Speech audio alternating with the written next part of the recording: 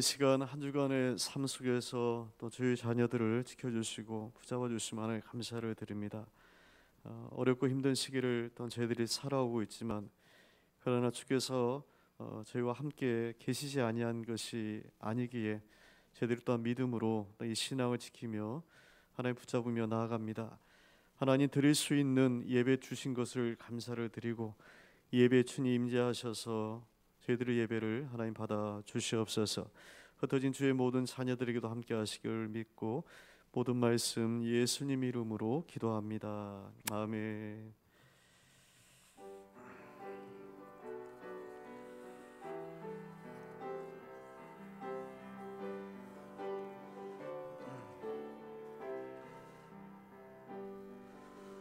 지존하신 주님 이름 앞에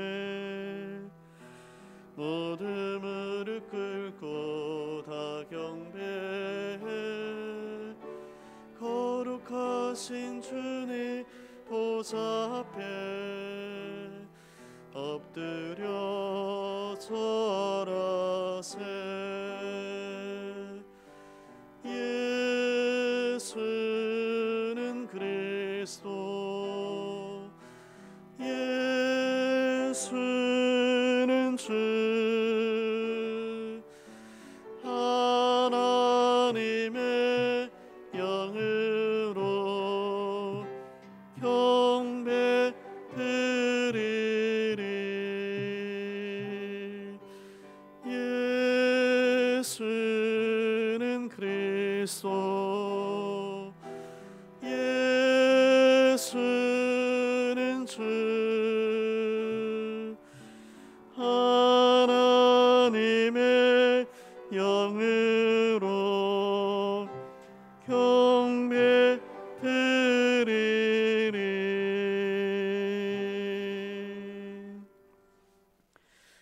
전하사 천지를 만드신 하나님 아버지를 내가 믿사오며 그 외아들 우리 주 예수 그리스도를 믿사오니 이는 성령으로 잉태하사 동정녀 마리아에게 나시고 본디오 빌라도에게 고난을 받으사 십자가에 못 박혀 죽으시고 장사한 지 사흘 만에 죽은 자 가운데서 다시 살아나시며 하늘에 오르사 전능하신 하나님 우편에 앉아 계시다가 저리로서 산자와 죽은 자를 심판하러 오시리라. 성령을 믿사오며 거룩한 공예와 성도가 서로 교통하는 것과 죄를 사하여 주시는 것과 몸이 다시 사는 것과 영원히 사는 것을 믿사옵나이다. 아멘.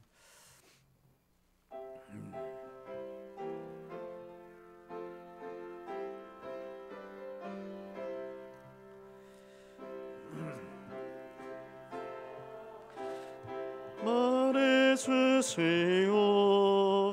나 항상 듣던 말씀을 들려주세요. 좁히지 않는 천국 주 예수 계신 곳 나 밝히 알아듣게 또 들려주세요. 나같은 말씀 나 항상 듣던 말씀 주 예수 그 신사 또 들려주세요. 아침의 약속 밤새 사라진 같이 내 기억 부족하여 늘 잊기 쉬우니 날 알아듣기 쉽게 늘 말해주시오. 날 구속하신 사랑 또 들려주세요. 나 항상 말씀 나 항상 듣던 말씀 주 예수 그 신사 또 들려주시오. 주 예수 나를 위해 이 세상 오셔서 날 구속하시는 은혜 말하여 주시오. 나 같은 사람이 주 보혈을 흘렸네. 이 복스러운 말씀 또 들려주시오. 나 항상 듣던 말씀 주 예수 그 신사랑 남아 주시오. 이 세상 헛된 영 날 미혹할 때에 주 예수 크신 사랑 늘 들려주시오. 전국에 빛난 영광 내 눈에 비칠 때 크신 사랑 또 들려주시오. 나 항상 듣던 말씀 나 항상 듣던 말씀 크신 사랑 또 들려주시오. 이 시간 우리 한 주간 죄에 대하여 참회하시며 주님께 용서하심 구하고 함께 기도하겠습니다.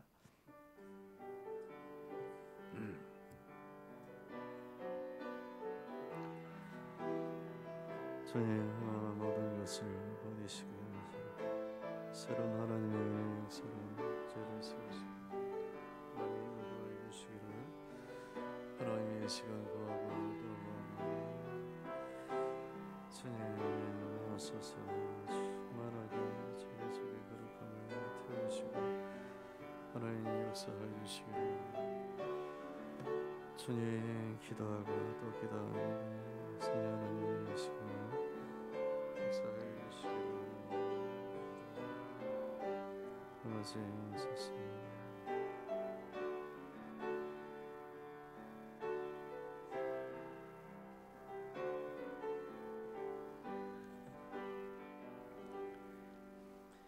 이 하나님은 영원히 우리 하나님이시니 그가 우리를 죽을 때까지 인도하시리로다.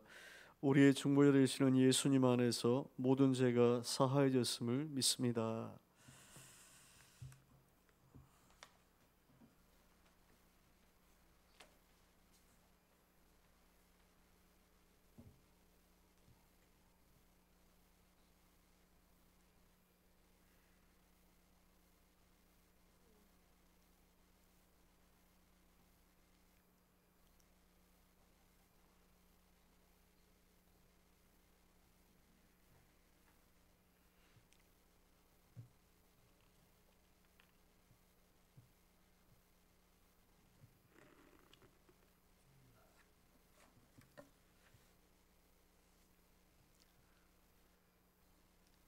오늘 또 살아서 역사하시는 하나님, 비천한 우리들을 사랑하셔서 슬플 때나 괴로울 때나 사망의 골짜기를 헤맬 때에도 오직 하나님만 부르게 하시고 그때마다 다가와 위로해 주시는 사랑이 많으신 하나님 아버지, 지금도 코로나 때문에 어렵고 힘들고 고통에 빠져 있습니다. 이럴 때일수록 주님만 의지하고 주님만 생각하게 하여 주시옵소서. 이 시간도 주님께 머리 숙인 우리들을 자비와 궁혈로 감싸시며 모든 악한 것들로부터 보호하여 주시옵소서. 이 시간 예배 드릴 때 모든 걱정과 근심, 세상의 잡념들을 물리쳐 주시고 신령한 마음으로 은혜의 보좌에 나아갈 수 있게 하여 주시옵소서. 주님이 주신 참된 평안과 주님이 주시는 기쁨과 즐거움에 젖어들게 하시고 우리의 연약함으로 인한 죄악을 용서하여 주시옵소서. 지난 한 주간도 우리들의 하나님을 멀리할 때도 있었고 하나님의 마음을 아프게 할 때도 있었습니다. 우리들의 모든 죄악을 이 시간에 고백하오니 용서하여 주시옵소서. 이길 수도 있었지만 이기지 못했던 연약한 우리 영혼들을 불쌍히 여겨 주시옵소서. 이 나라 민족을 긍휼히 여기사 하루속히 코로나를 사라지게 하셔서 모든 것이 정상적인 생활할 수 있게 하여 주시옵소서. 우리 교회도 사랑해 주시고 인도하여 주시옵소서. 우리 교회에 속한 가정들도 지켜주시고 인도해 주실 줄 믿고 감사를 드립니다. 몸이 불편한 성도들도 있습니다. 주님의 손으로 만져 주시사 건강할 수 있게 하여 주시옵소서. 이 시간 세워주신 목사님과 말씀에 함께 하셔서 주님의 이름을 영광을 거둘 수 있도록 크게 역사하여 주시옵소서. 말씀이 생명이 되게 하시고 그 생명으로 내 영혼이 거듭나게 하여 주시옵소서. 오늘 예배를 통해서 거룩한 성도로 변화되는 은혜의 시간이 되게 하여 주시옵소서. 이 예배를 지켜주시고 인도해 주실 줄 믿고 우리 주 예수 그리스도의 이름으로 기도 올려싸움나이다. 아멘.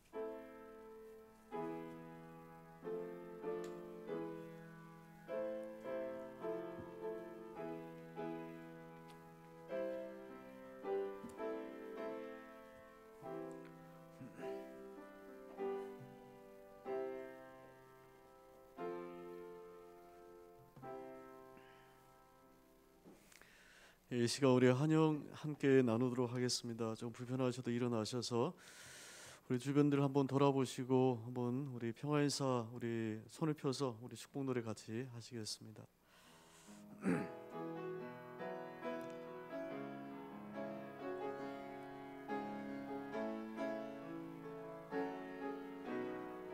당신은 하나님의 언약 안에 있는 당신은 하나님의 언약 안에 있는 축복의 통로 당신을 통하여서 열방이 주께 돌아오게 되리. 예, 박수를 치려면 끝까지 치시고 박수 한번 치시겠습니다. 자, 고맙습니다. 그 코로나 상황이 참 예의치가 않네요. 또 익산에 주변에 익산에 지금 또 코로나 확진자 발생으로 또 연일 또 문자도 오고 아마 그럴 겁니다. 조금 더 개인 방역에 여러분 주의하시고 또 여러 모임이나 또 그런 부분을 참 경제적인 생활을 또 안 할 수는 없는데 조금 주의는 하셔야 되겠다 말씀을 드립니다. 꼭 마스크 착용을 하시고 그렇게 방역 수치 준수하시고 생활하시기를 바랍니다. 자, 1부, 2부 예배 말씀을 드렸고요. 저희가 좀 이렇게 분리해서 드립니다. 오늘은 1부가 조금 더 많이 왔네 보니까. 좀 차량 운전으로 또 수고하시는 우리 1부의 백성기 집사님 또 2부의 박용환 장로님 감사드리고 또 여러 모양으로 또 예배를 위해서 또 섬겨주시는 또 모든 봉사자들께 좀 감사를 드립니다. 각 부 예배를 여러분 참조하시고요. 가급적이면 해당되어지는 구역에 그 예배를 또 차량이 또 돌기 때문에 부탁을 드리고 좀 자유롭게 예배를 드릴 수가 있을 때 다시 좀 간구 말씀을 드리도록 하겠습니다. 아마 다음 주까지 또 한 주간 더 이렇게 2단계 연장이 또 되었더라고요. 좀 그만큼 정부에서는 방역이 조금 이번 추석 때문에 조금 다 잡으려고 하는 것 같아요. 제가 조금 여러 가지 모임이나 그런 부분이 조금 제한이 있지만 그래도 제가 따라가 줘야죠. 잘 이렇게 협조해 주시고 함께 주시기를 바랍니다. 자, 오늘은 그 떡 나눔은 우리 최준석 박순영 권사님 가정에서 오늘 좀 함께 또 사랑을 나눠드립니다. 감사를 드립니다. 조말순 권사님 주중에 익산제일병원에 그 입원을 하셨어요. 복숭아뼈가 조금 다치셔서 조금 이렇게 입원을 하셔서 조금 계셔야 될 것 같아요. 당연히 면회는 일단 안 되시고 통화는 되시니까 좀 연락하셔서 그렇게 좀 기도해 주시고 그렇게 관심 가져주시면 고맙겠습니다. 자, 이 시간 우리 찬송가 하시면서 준비하신 헌금 같이 드리도록 하시겠습니다.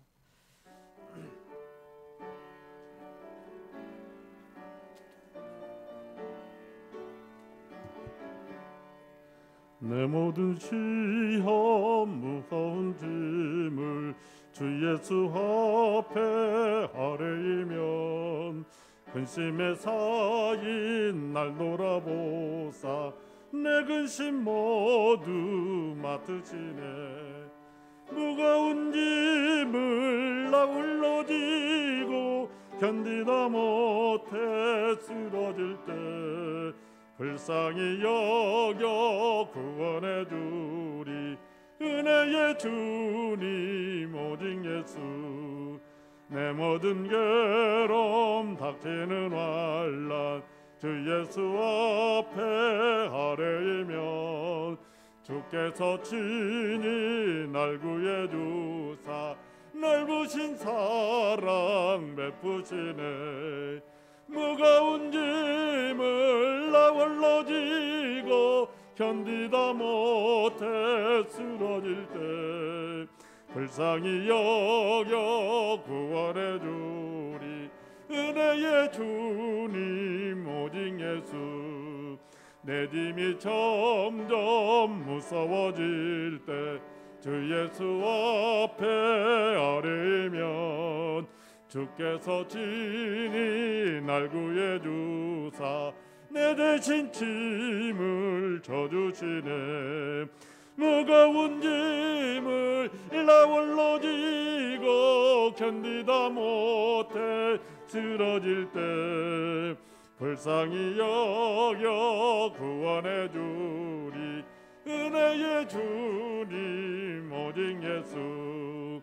마음의 시험 무서운 죄를 주 예수 앞에 아뢰면 예수는 나의 능력이 되사 세상을 이길 힘 주시네. 무거운 짐을 나 홀로 지고 견디다 못해 쓰러질 때 불쌍히 여겨 구원해 주리 은혜의 주님 오직 예수. 아멘. 하나님, 찬송가 이 고백처럼 우리 심히 힘들어 넘어질 때가 많지만 우리를 붙잡아 일으켜 세워주시는 분은 그때마다도 주님이셨음을 하나님 믿습니다. 참 힘든 시기, 어려운 상황을 저희가 전 국민들이 또 보내고 있지만 그래서 주님께서 안 계시다는 것이 아니고 그래서 주께서 여기 계심을 우리가 믿고 주를 더욱 의지하며 하나님 나아가기를 원합니다. 비로소야 저희들의 믿음이 이제 모든 가식적인 것을 이제 버리고 본질적인 것을 온전히 구하며 주님께 하나님 나아가기를 원합니다. 하나님, 한 주간의 저희들의 삶을 지켜주신 것을 감사를 드립니다. 이제 가을 들녘이 풍성하여 추수를 바라보며 여러 곡식과 과일들이 하나님 나와야 될 터인데 하나님, 지난 수해와 태풍으로 인해서 하나님 여러 작물의 피해 상황을 볼 때마다 참 아픈 마음을 가지게 되었습니다. 농민들의 눈물과 한숨을 하나님 위로하여 주시기를 하나님 원하고 참 어렵고 힘든 시기 하나님 함께 이겨낼 수 있도록 주여 도와주시옵소서. 그래도 귀한 예물 하나님 이렇게 올려드립니다. 바친 모든 손길들마다 그들의 땀이 있고 기도가 있으며 하나님 앞에 바람들이 담겨져 있습니다. 주께서 하나님 열납하셔서 귀하게 주께서 들으시며 그때에 하나님 귀하게 역사하실 것을 믿습니다. 포기하지 아니하고 주님 앞에 온전히 엎드려 기도하며 마침내 승리하는 모든 성도 되게 하여 주시옵소서. 모든 말씀 예수님 이름으로 기도합니다. 주님, 이 시간 말씀 예레미야 우리 17장 말씀 한번 보시겠습니다. 구약 성경에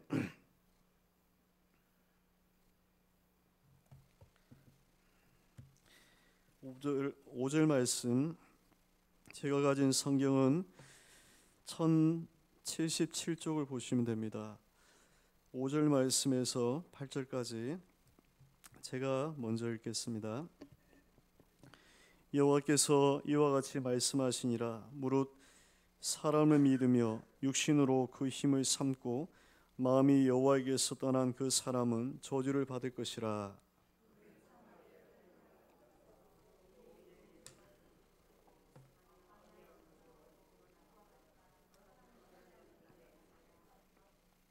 그러나 무릇 여호와를 의지하며 여호와를 의뢰하는 그 사람은 복을 받을 것이라.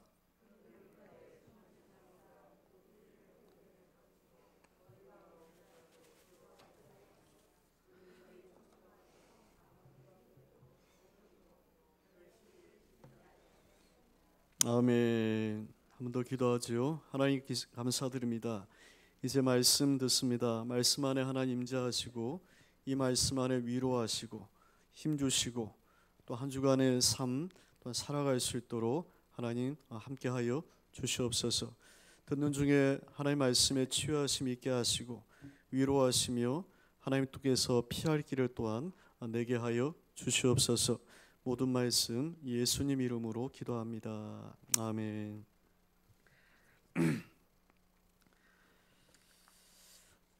코로나 상황이 여러분 여전히 진행 가운데 있습니다. 진행이라고 하는 것은 아직 멈추지 아니하고 그 상황을 예단할 수가 없다는 거죠. 이번 가을을 또한 기점으로 해서 전 세계적으로 제2차 대유행이 또한 일어날 것이라고 이미 예고가 되어지고 있고, 한국에서는 이번 추석이 올 가을의 어떤 유행의 여러 가지 좀 변수로 변곡점으로 이렇게 좀 예의주시를 하고 있는 상황입니다. 이전에 신종플루를 저희가 겪었고요, 그리고 메르스, 사스를 저희가 겪었죠. 그러나 이번에도 잠시 힘들다가 지난번처럼 그렇게 지나갈 것으로 여겼는데 어느덧 이제 9개월이 되어갑니다. 이제는 코로나가 우리의 일상이 이제 되어 버렸습니다. 이 9개월의 시간을 보내는 동안에 코로나로 인해서 우리의 많은 삶이 이제 바뀌어 버렸습니다. 이것은 자의적인 것이 아니라 어쩔 수 없는 타의적인 것으로 그 상황이 그렇게 되어 버렸죠. 정치, 경제, 사회 모든 문화에 이르기까지 거시적인 모든 영역에도요, 이미 코로나로 인한 그러한 영향과 그러한 변화들이 일어나고 있으며 우리 삶의 작고 사소한 그러한 미시적인 그러한 영역에도 코로나로 인한 그러한 변화들이 일어나고 있습니다. 안전 문제가 계속 하루에도 몇 번씩 일어나고 있죠. 울리고 있죠. 그리고 아이들이 학교로 등교하지 못하고 있으며 우리 일상의 삶에 어디든 간에 이제 마스크 착용이 이제 일상이 되었습니다. 대중교통을 이용하려면 반드시 마스크는 또한 착용을 해야 되고, 마트를 들어가려고 해도 마스크는 착용을 해야만 됩니다. 음식점이든 학원, 헬스장이든 카페든 지극히 일상적인 우리 모임의 모든 장소가 시간이 제한되고 영업이 중단되어지는 그런 일들이 일어나고 있습니다. 코로나 사태가 처음 일어났을 때 이후를 준비해야 된다 해서 포스트 코로나라는 말이 있었죠. 포스트 코로나, 코로나 이후를 준비해야 된다. 그러나 이제는 이 코로나라고 하는 것이 말 속에서 코로나와 함께 살아갈 수밖에 없다라고 해서 위드 코로나라고 얘기합니다. 이것은 코로나19가 우리의 바램처럼 그렇게 쉽게 종식되어지는 것은 아니다라는 거죠. 지금 우리는 어쩔 수 없는 불편한 관계로 이 코로나라고 하는 바이러스와 계속 살아갈 수밖에 없습니다. 많은 전문가들과 이야기를 좀 이렇게 들어보면 올 연말에 또 내년 초에 빠르면 백신이 나온다고 하는데, 이것이 모든 국민들이 약 60%가 백신을 맞으며 항체가 생겨야 어느 정도 이 부분을 코로나에 대하여 일상의 삶으로 할 수 있다라는 얘기도 하게 되어집니다. 빠르면 그렇다는 것이죠. 내년, 내후년까지 길게는 3, 4년까지도 마스크 착용이나 일상에 살면 예단할 수 없는 상황에 이르게 되었습니다.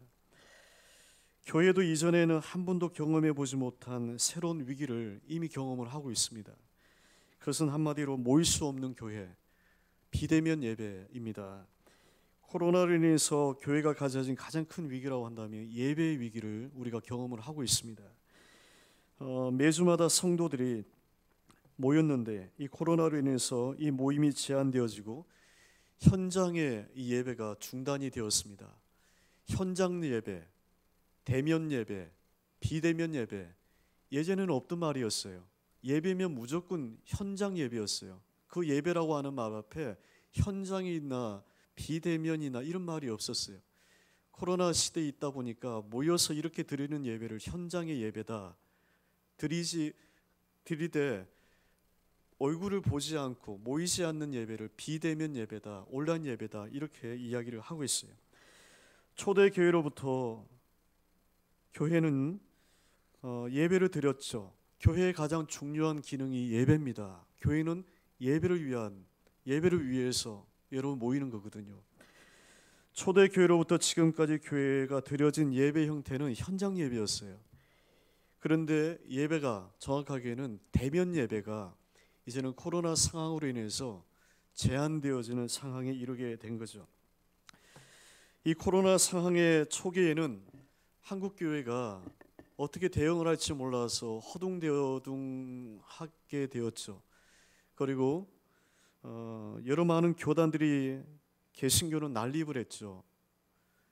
캐톨릭이나 불교처럼 중앙집권적인 어떤 형식이 아니기 때문에 교단마다 교회들마다 제각기들의 소리를 내다 보니 서로 다른 예배 형태나 모습들이 지금도 이루어지고 있어서 기독교가 갈수록 이상한 종교 집단으로 오해를 받고 있어요. 한국교회 초기에 코로나 확산의 주범이 두 군데죠. 3월 달에 신천지입니다. 우리는 교회라고 얘기할 수 없고 성도라고 얘기할 수 없어요. 왜냐하면 이단이니까. 그러나 세상의 범죄는 그들도 교회고 교인입니다.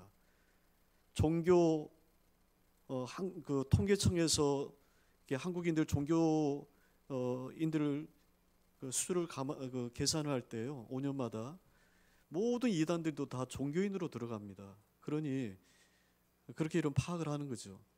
신천지로 인해서 상반기에 코로나로 인한 확산이 여러분 일어났죠. 그러나 대구라고 하는 좀 제한된 지역에서 일어나서 그나마 감사하게도 막을 수가 있었어요. 그러나 8월 달에 사랑제일교회 광화문 집회를 통해서 이제는 전국적으로 이런 확산이 되었죠. 두 군데가 다 교인들입니다. 그러다 보니 지금 교회를 다닌다고 하는 것, 이렇게 예배를 드린다고 하는 것이 참 민망스럽고 참 이상한 사람으로 그 여겨지는 따가운 눈총으로 바뀌는 그런 시대가 되어버렸습니다. 정부의 권고를 받아들여서 지금도 대다수의 많은 교회가 방역을 잘 준수를 하고 있습니다. 그리고 비대면 예배, 온라인 예배를 그렇게 드려지고 있고, 그리고 또한 대다수의 또한 교회들도 지금도 예배의 중단을 교회의 핍박으로 여기고 이것을 정치적인 문제로 여기고 물리적인 충돌이 일어나고 국민적인 비난이 일어남을 감내하면서도 현장 예배를 고수하는 그런 교회가 있습니다. 여기서 말하는 현장 예배라고 하는 것은요, 비난을 받는 현장 예배라고 하는 것은 지금은 수도권에서는 2단계 이전까지만 하더라도 2.5단계로 모든 예배가 다 중단이 됐습니다. 모든 예배가 현장 예배를 드릴 수 없는 상황이었죠. 10명 이내여야 되기 때문에. 그러나 지금 현장 예배를 고수하는 교회들은 수를 제한하지 않겠다는 겁니다. 오는 사람들을 방역을 추천하고 사회적 거리를 두면서도 그냥 드리겠다는 거죠. 저희가 1부, 2부로 나눠서 드리는 것은 숫자 50명, 사회적 거리 2단계, 그러니까 장기적으로 지금 되기 때문에 대비 차원에서 이렇게 여러분 방역과 여러 가지 준비를 위해서 지금 드려지고 있는 거거든요.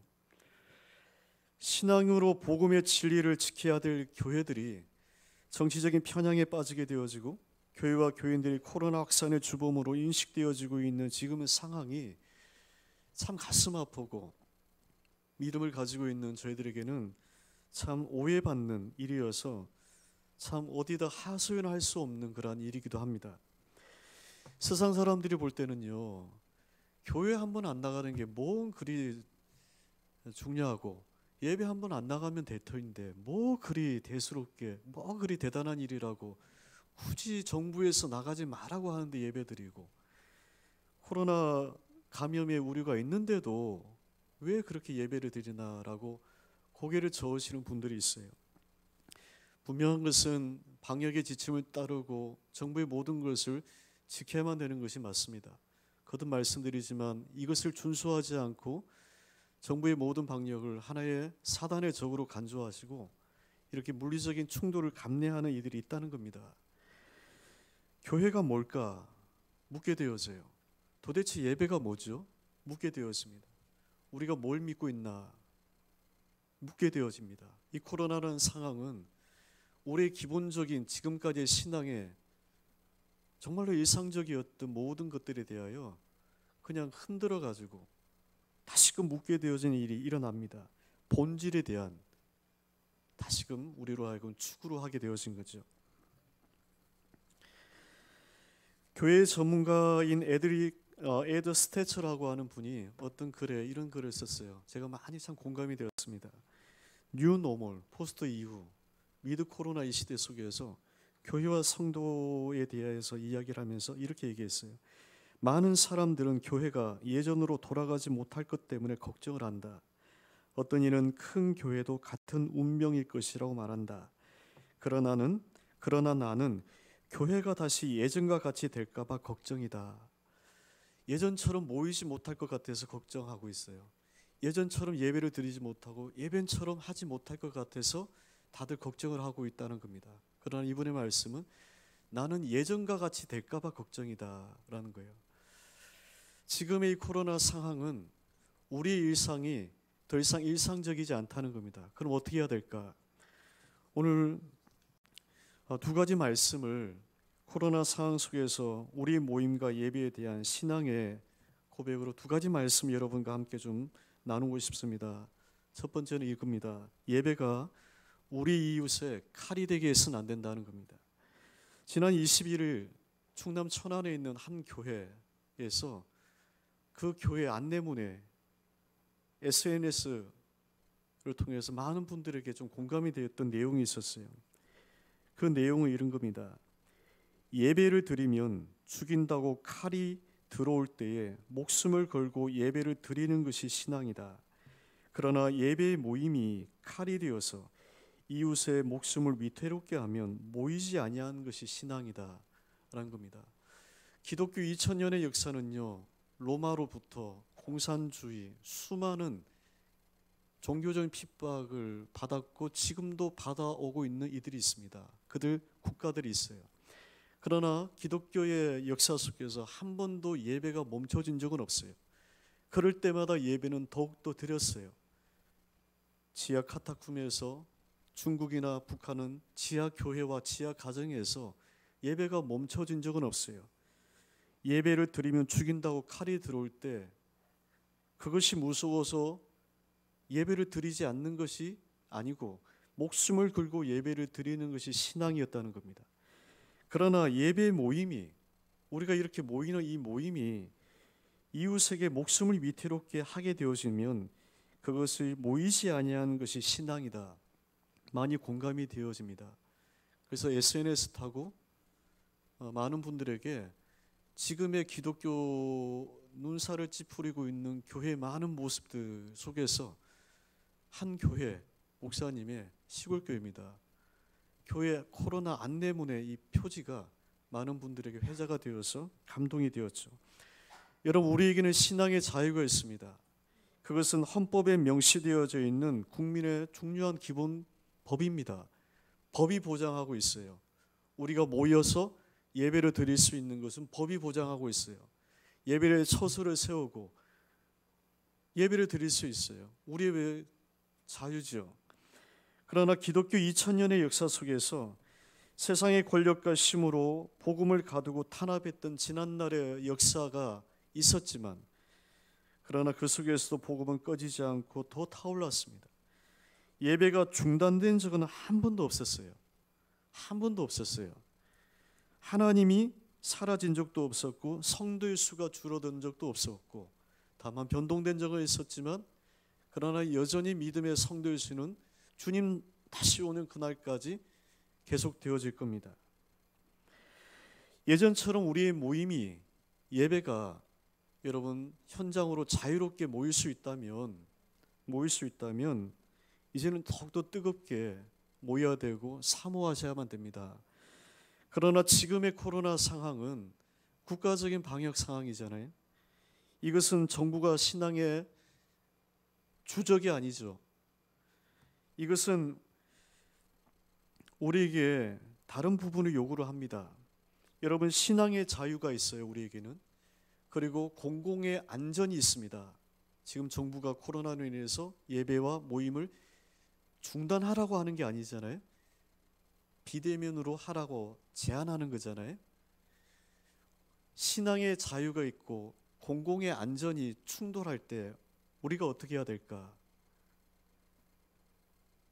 비난을 받는 모든 교회들, 많은 교회들은 물리적인 충돌을 감내하면서도 수를 상관하지 않은 현장의 예배만을 고수를 하고 있기 때문에 기독교에 대한 여러 가지 비난을 받고 있는 상황에 이르게 되었어요. 여러분, 이것은 극단의 선택의 문제가 아닙니다. 선택의 문제를 여기게 되어지면 갈등이 일어나게 됩니다. 공공의 안전을 지킨다고 하는 것, 국민의 한 사람으로서 공공의 안전을 지킨다고 하는 것은 지금의 상황 속에서 모일 수 없고 예배를 제한하는 것이 신앙의 핍박인가? 라는 문제 속에서는 아니라는 겁니다. 그러므로 이것은 공공의 안전과 신앙의 자유 속에서 충돌과 갈등의 문제가 될 수가 없는 겁니다. 이웃의 안전을 배려하고 건강한 사회적 관계 속에서 교회와 성도들이 한 사회 구성원으로 살아가는 것, 그것이 성숙한 교회입니다. 성숙한 교회입니다. 교회는, 기독교는 절대적으로 배타적이지 않고 이타적인 집단입니다. 워싱턴에 있는 사회학 교수인 로드니 스타크라고 하는 분이 초기 기독교에 대한 연구를 하면서 하나의 흥미로운 책을 썼어요. 기독교의 발흥이라고 하는. 예전에 한번 여러분에게 말씀을 드렸던 적이 있어요. 초기 1세기, 2세기, 정말로 초기 교회가 이 땅 가운데 이렇게 세워졌을 때 정말로 기존의 교회, 기존의 다른 종교인들과 기존의 세상의 권력이 볼 때는 하나의 변방에 있는 사람들의 작은 모임에 불과했던 것이 기독교였어요. 그런데 이것이 로마 제국의 신앙으로 점령하고 이제는 전 세계적으로 강한 영향력을 역사한 그 역할을 어디에 도대체 있나라고 이렇게 조사를 하고 책을 썼어요. 그의 주장에 의하면 2세기 중반과 3세기 초기에 로마 제국에 전염병이 창궐했다는 겁니다. 그래서 로마 인구의 약 3분의 1이 그 전염병에 의해서 죽었어요. 그 당시에 다른 종교인들은 그 전염병을 두려워해서 앞다투어서 다른 곳으로 도망가고 좌절하고 두려움 가운데 그들이 숨어 있었어. 그러나 기독교인들은 믿음과 사랑으로 죽어가는 이들을, 거리에 내방치되어진 그 시체들을 안장하고 장례를 치러주고 어려움 속에 있는 이들을 찾아가 위로해주는 그런 일을 감당했다는 거죠. 그러면서 그분의 이 저자의 기록, 그 책의 결론을 이룬 겁니다. 기독교가 지금처럼 이렇게 큰 부흥을 하게 되어진 것은 길거리에서 어떤 놀라운 기적을 행했거나 콘스탄틴 황제가 기독교를 공식적으로 공인하여 여러 가지 정치적인 편의를 제공해 주었기 때문이 아니고, 심지어는 순교자들의 거룩한 죽음의 행렬이 일어나서 사람들에게 신뢰도가 높아졌기 때문에 기독교가 그렇게 부흥을 한 것이 아니라 기독교의 부흥은 소수의 이런 믿음의 성도들이 그 당시 속에서 서로를 돌아보는 사랑의 공동체로 섰기 때문에 그러하다라는 것분이 이분의 기독교 발흥이라는 책의 주요 내용의 결론이에요. 지금 이 시대의 여러분 교회는 어떻게 해야 될까요? 지금 이 시대의 성도들은 어떻게 해야 될까요? 끊임없이 묻어지는 우리의 질문입니다. 여러분, 한 시골교회 목사님이 쓰셨던 그 내용, 예배를 드린다고 하면 목에 칼이 들이대어지는 그런 상황들 속에 물리적인 그리고 여러 가지 경제적인 손해가 온다고 할지라도 예배를 드려야 되는 것이 우리의 신앙입니다. 그러나 예배를 드려지는 이 모임이 칼이 되어서 이웃의 여러 안전을 위협하는 상황이 되어질 때는 우리 모임을 모이지 아니하는 것이 신앙이다라는 거죠. 그럼 예배의 모임을 안 해야 되나? 두 번째, 그래서 예배는 멈추지 말고 드려야 된다는 겁니다. 여러분, 예배를 드릴 수 있다고 하는 것에 대해서 감사해 보신 적이 있나요? 이렇게 교회에 나올 수 있는 건강이 있으니까 나오신 거잖아요. 나올 수 있게 되어진 것에 대해서 참 감사하다고 여겨보신 적이 있으신가 하는 거죠. 이렇게 장기간 예배를 드릴 수 없는 상황이 오리라고는 그 누구도 생각하지 못했습니다. 그냥 지나갈 것으로 생각을 했었어요. 연초에만 하더라도.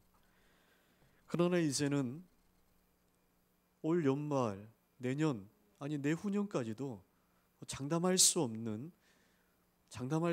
그러한 일이 일어나고 있어요. 매주일 교회를 가서 정해진 그 시간에 예배를 드리는 것이 오랜 시간 동안 신앙으로 우리 몸이 습득되어진 우리의 삶의 요소입니다. 주일날 그 시간 그 장소에 있어야 되는 것이 우리가 오랜 시간 동안 우리의 신앙이 만들어진 거거든요. 그런데 코로나로 인해서 교회를 갈 수가 없고 예배를 드릴 수가 없고 성도를 만날 수 없는 일이 지금 일어나고 있어요. 예배의 중단은 곧 교회의 정체성에 혼란을 가지고 왔습니다.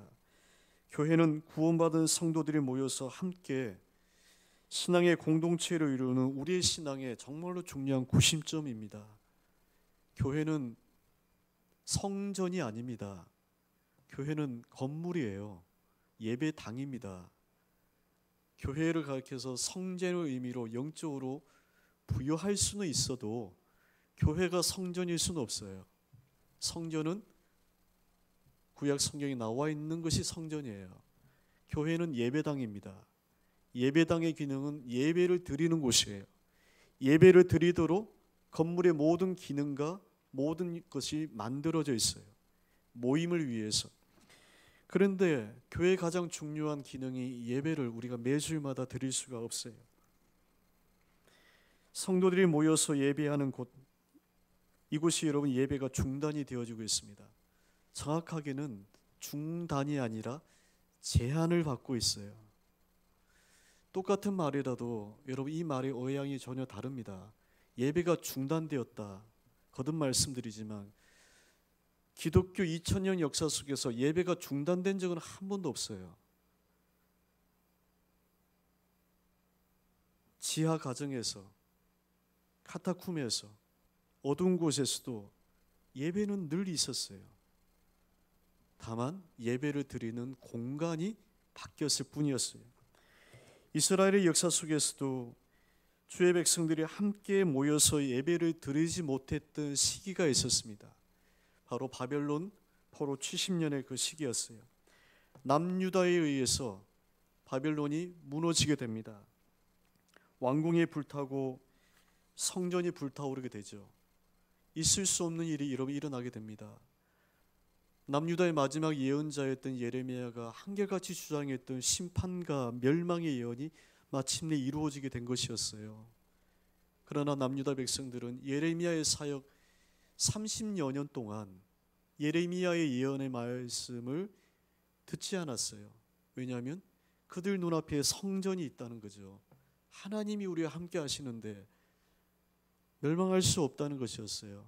그러나 그 성전이 불타고 무너지게 된 겁니다. 하나님의 성전이 무너졌다고 하는 것은 주의 백성들에게 우리의 예배가 중단된 상황과는 비교할 수 없는 패닉입니다. 충격이에요. 그 상태로 바벨론으로 주의 백성들이 끌려가게 된 거예요. 성전이 무너졌어요. 더 이상 모일 곳이 없는 겁니다. 그리고 예배를 집례할 제사장들이 없어요. 양과 가축이 없죠. 반드시 성전에는요 제물을 가지고 가야 되거든요. 양과 가축이 없어요. 집례할 제사장들이 없어요. 그래서 그럼 이스라엘 백성들의 신앙이 사라졌을까요? 하나님에게서 그들이 다 떠났을까요? 아닙니다. 이전과는 전혀 다른 신앙이 그들 안에서 생겨나게 신앙했어요. 바로 회당이라고 하는 것을 통해서 그들이 생겨나게 되었어요. 성전이 사라진 이 시대에 성전의 신앙을 대신할 새로운 대안으로 만들어진 것이 바로 회당입니다. 회당의 중요한 기능은 예배를 드렸어요. 거기서 물론 구약의 예배처럼 제물을 가지고 와서 피를 잡고 번제를 태우는 예배는 더 이상 드릴 수가 없어요. 이방인의 땅에서 드릴 수가 없죠. 모이는 것에 불과했어요. 모여서 하나님의 그들의 말씀 율법을 듣는 것에 불과했어요. 예배를 드렸어요. 그곳에서 모여서 중요한 것을 회의를 했어요. 그리고 그곳에서 가장 중요한 자녀들에 대한 교육이 이루어졌어요. 이곳에서 회당을 통해서 하나님의 새로운 역사가 이루어지게 됩니다. 여러분, 구약 성경에 중요한 두 가지 사건이 있죠. 하나가 바벨론 사건, 하나가 출애굽 사건이죠. 또 하나가 바벨론 사건이에요. 애굽의 백성이 출애굽해서 하나님의 백성이 되어졌던 이 출애굽의 사건은요, 하나님의 백성의 시작입니다. 그리고 바벨론의 이 포로기 70년은 그 하나님의 백성이 만들어진 신앙이 형성되어진 시기예요. 우리가 가지고 있는 구약 성경의 대부분이 나라를 읽고 성전을 읽고 바벨론 포로기 때 만들어졌어요. 왜 나라가 망했나? 우리가 왜 이곳에 있게 되었나? 되짚어보니 예언자들의 예언이 생각나게 되어지고 우리의 죄에 대한 하나님의 심판이었다고 하는 것을 알게 되어져요. 그래서 다시금 그들이 하나님의 말씀 앞에 집중을 하게 되었어요. 성전이라고 하는 건물이 우상으로 있을 때는 하나님이 보이지 않았던 거였거든요. 근데 그 성전이 무너지고 나니까 처음에는 뭘 어떻게 해야 될지 모르는 상황 속에서 나중엔 회당을 통해서 하나님에 대한 말씀이 집중이 되었어요. 성전은 건물 중심의 제사장 중심의 제도적 권력을 가지고 있는 사람들이 드려지는 예배입니다. 회중은 피동적으로 참여할 수밖에 없어요. 그러나 회당은 모든 지역에서 유대인 남자가 10명이 모이면 설립을 할 수 있어요. 그리고 성전은 제사장이 아니고서는 함부로 집례를 할 수가 없어요. 그러나 회당에서는 유대 남자라면 누구라도 성경을 펴가지고 읽고 하나님이 주신 바 말씀에 대해서 본인이 이야기할 수 있어요. 누가복음에 예수님께서 회당에 들어가셔서 이사야 본문 말씀에 읽으셨던 그 내용이 바로 이런 전통 가운데 있었어요. 누구나 참여할 수 있는 예배가 된 것이죠. 이 회당이 포로기 70년이 지나고 신앙의 중요한 공동체로서 자리를 잡고 말씀의 교육이 자였어요. 그래서 회당을 통해서 누가 만들어졌냐면 에스겔 선지자, 다니엘, 에스라, 느헤미야, 학개, 스가랴, 바벨론 포로기 이후의 모든 사람들이 바로 여기서 이로 만들어지게 되었어요. 흩어진 유대인들이 있는 곳에는 회당이 있었어요. 예수님 때에도, 그리고 바울이 선교를 갈 때도 있었고 지금도 회당이 있습니다. 유대인들이 있는 곳에는 회당이 있어요. 이스라엘의 역사 속에서 성전은 모두 3번 지어졌습니다. 솔로몬에 의해서 한 번 지어졌던 성전이 바벨론에 의해서 무너졌어요. 바벨론 포로를 마치고 스룹바벨에 의해서 2차 수룹바벨이라는 제사장에 의해서 성전이 만들어졌어요. 수룹바벨 성전, 2차 성전이라 얘기해요. 근데 이 성전을 헤롯이 증축을 해가지고 지었어요. 예수님 시대 때 제자들이 웅장하다고 얘기했던 바로 그 성전입니다. 근데 이 성전이 로마에 의해서 완전히 무너지게 되었어요. 성경에서 성전의 역사는 약 100년의 역사를 지녀요. 그러나 이 회당이라고 하는 것은 2500년, 아니 지금까지도 유대 공동체의 중요한 신앙의 구심점을 자리를 하고 있습니다. 우리에게서 이 회당의 의미는 가정의 의미입니다. 코로나로 인해서 교회에 모일 수 없다고 하는 것은 예배를 안 드린다고 하는 게 아닙니다. 현장에서 모여서 예배를 안 드린다는 겁니다. 이것은 그날 예배를 쉰다는 것이 아니고 여러분의 가정에서 여러분이 예배를 드려야 된다는 거예요. 매주일 제가 이곳에서 예배를 인도를 할 수 없다는 겁니다. 그것은 그 대신 여러분이 그 가정에서 예배의 인도자와 말씀자로 예배를 전하라는 겁니다. 코로나19 상황이 오래될수록 우리 예배가 흔들린다고 얘기합니다. 맞습니다. 30, 40대 성도들이 코로나 이후에도 현장 예배라고 하는 이런 예배에 출석률이 급격할 것이다. 이미 다 얘기가 되고 있어요. 헌금에 대한 여러 가지 우려도 일어나고 있고 재정적인 문제도 일어나고 있어요.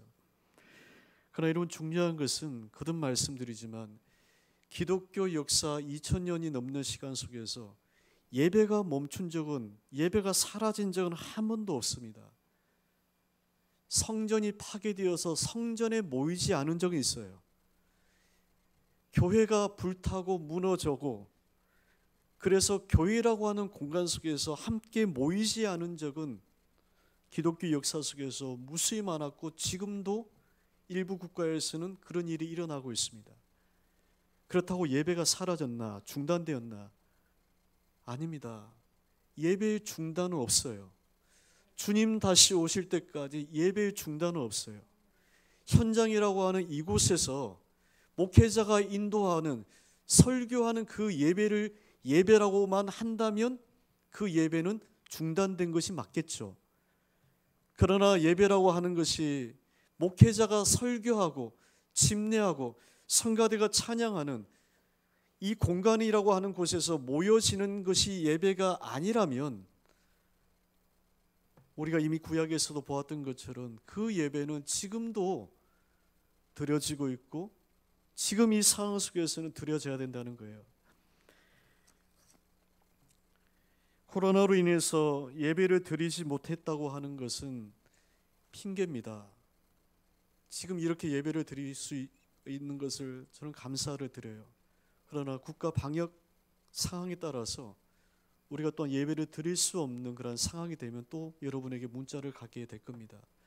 그때는 어떻게 얘기해야 될까요? 이번 주 예배는 안 드린대, 이번 주 예배는 신대라는 말이 아닙니다. 가정에서 드려야 되는구나라고 받아들여야 된다는 거예요.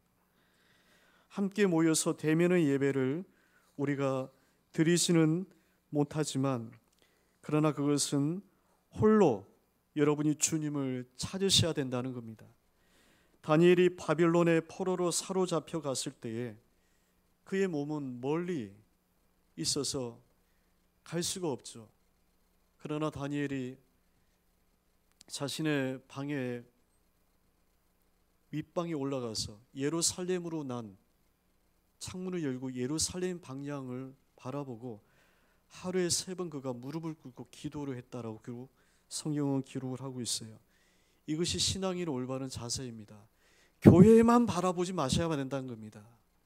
예배를 목회자가 설교하는 것만 바라보시면 안 된다는 겁니다. 신앙이 떨어졌네, 뭐 했네, 다 핑계라는 거예요. 핑계라는 겁니다. 코로나 처음에는 있을 수가 있을 겁니다.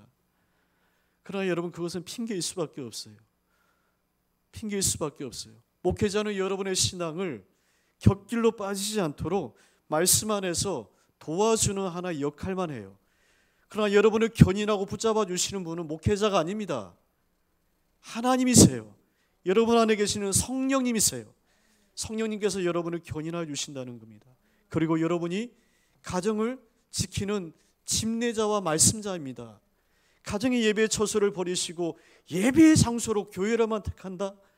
여러분, 그것은 가정을 방치하는 것과 마찬가지입니다. 더더구나 지금의 상황은 모일 수가 있을 때는 열심히 모여야만 됩니다. 현장의 예배를 여러분 들으셔야 돼요. 그러나 모일 수 없는 상황이 되어질 때 그날은 예배가 쉬는 게 아닙니다. 더욱 모여서 여러분 기도하셔야만 됩니다. 예배를 멈추시지 마셔야만 됩니다. 가정에서 기도를 계속 들으셔야만 됩니다. 찬송하시고 기도하시고 말씀을 읽으시고 그 말씀을 또한 함께 묵상하여 나눌 수 있도록 그렇게 하셔야만 됩니다. 그것이 지금 상황 가운데서 우리에게 요구되어지는 겁니다.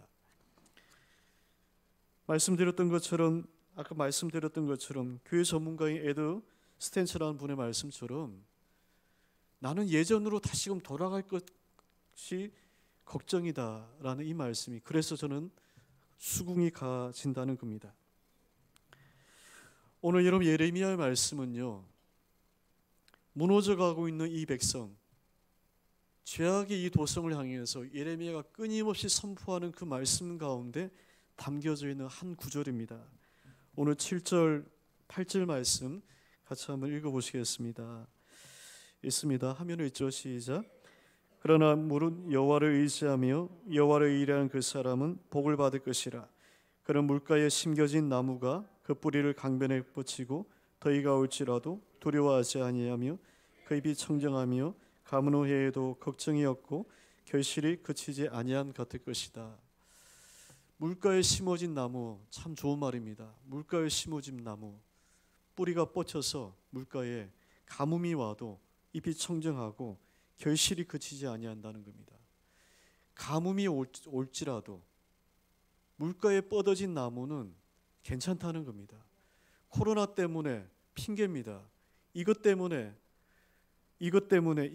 저것 때문에 우리의 삶이 지금까지 살아오면서 삶의 문제가 없었던 적은 없죠. 다만 더 강하게 왔느냐, 그것이 얼마만큼 길게 왔느냐, 이거 차이겠죠. 그러나 중요한 것은 문제의 종류나 길이나 강도의 문제, 그것이 문제가 아니라 나가 우리의 신앙이 물가에 심겨진 나무처럼 하나님께 닿아져 있나, 그것만 되면 괜찮다는 거예요. 가뭄이 와도 잎이 청정하여 결실이 그치지 않는다는 겁니다. 코로나 상황, 그래서 어떤 분의 말씀에 하나님의 저울과 같다 말씀을 했어요. 저울에 달아본다는 겁니다. 흔들어 달아본다는 거예요. 옛날에 대에 깎아가지고 달아보는 것처럼 달아본다는 거예요. 얼마만큼 됐나 달아본다는 겁니다. 거품 다 빼고 쓸데없는 거 다 빼고 알맹이가 뭔가 달아본다는 거예요. 여러분, 예배는 주일날 와서 예배를 드리는 게 아닙니다. 매일마다 여러분 정해진 시간에 여러분 나름의 말씀을 보시고 찬송을 읽으시고 그렇게 하시기를 바랍니다. 저희 교회도 그에 맞게 여러분 좀 준비를 하려고 합니다. 매일마다 말씀을 또 성경을 읽을 수 있도록. 여러분 이런 상황들 속에서 더욱 주님을 찾고 멀리하지 마시고 우리의 신앙이 신앙의 뿌리가 더욱더 가까이 가져 있어야만 됩니다. 하나님께서 여러분을 늘 지켜주실 것을 주 이름으로 축원합니다. 이제 우리 함께 기도할 때에 여러분의 가정을 위해서 함께 기도하시고 이 가정에 하나님의 예배 처소가 온전히 세워질 수 있도록 축복해 주시기를 함께 이 시간 우리 기도하겠습니다. 기도합니다. 주님, 하나님 이 시간 기도합니다. 우리 가정 안에 하나님 귀하게 하나 역사하시고 인도하셔서 선한 하나님의 도우심 안에 온전히 서도록 주의 하나님 축복하여 주시옵소서. 주의 은혜의 역사하심이 있게 하여 주시기를 하나님 원하고 힘들고 이 어려운 시기 속에서 주님만 붙잡으며 나아가는 하나님의 모든 자녀들 다 되도록 주여 축복하여 주시옵소서. 하나님, 어렵고 힘든 시기를 저희들이 하나님 살아가고 있습니다. 그러나 주님, 물가에 심겨진 나무가 그 뿌리가 다 있기에 가뭄이 와도 잎이 청정하고 결실이 그치지 아니한 것처럼 하나님, 우리의 삶에 이러저러한 삶의 가뭄은 많이 왔지만 이것 때문에 저것 때문에 삶을 핑계하기도 이제는 지쳤습니다. 하나님, 우리의 신앙이 주님께 닿아져 있나 그것을 날마다 점검하고 바라보는 이들 되게 하시고, 가정을 잠만 자는 곳으로 만들지 않게 하시고 주님을 찾고 구하는 예배의 장소로, 말씀을 교육하는 장소로 주님께서도 함께 하실 수 있는 그러한 곳이 되게 하여 주시옵소서. 모든 말씀 예수님 이름으로 기도합니다. 아멘. 이 시간 결단 찬양 우리 함께 드리겠습니다.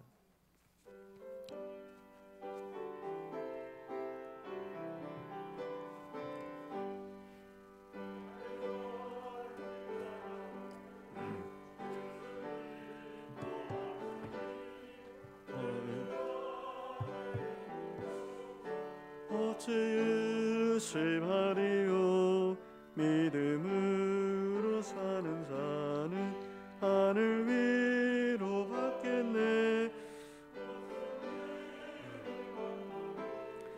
만사형통하리라. 무슨 일을 만나든지 만사형통하리라. 나의 갈 길 다가도록 어려운 일 당한 때도 족한 은혜 주시네. 나는 심히 고단하고 영혼 매우 가라나. 나의 배 반석에서 샘물 나게 하시네. 나의 앞에 반석에서 샘물 나게 하시네. 나의 갈 다가도록 예수 인도하시니. 사랑 어찌 큰지 말로 할 수 없도다. 성령 감화 받은 영혼 영영 부르 나의 찬송 예수 인도하셨네. 영영 부르 나의 찬송 예수 인도하셨네. 아멘. 지금은 우리 주 예수 그리스도의 은혜와 하나님의 사랑하심과 성령의 교통하시고 인도하시는 귀한 은혜의 축복이 우리의 가정에 예배의 제단을 쌓고 그곳에서 주님을 찬양하며 주님께서 함께 하시기를 날마다 구하는 사랑하는 모든 성도들의 복된 가정을 위해서, 특별히 병주에 계신 사랑하는 모든 성도들 머리머리 위에 지금부터 영원히 함께 하시기를 축원하옵나이다. 아멘.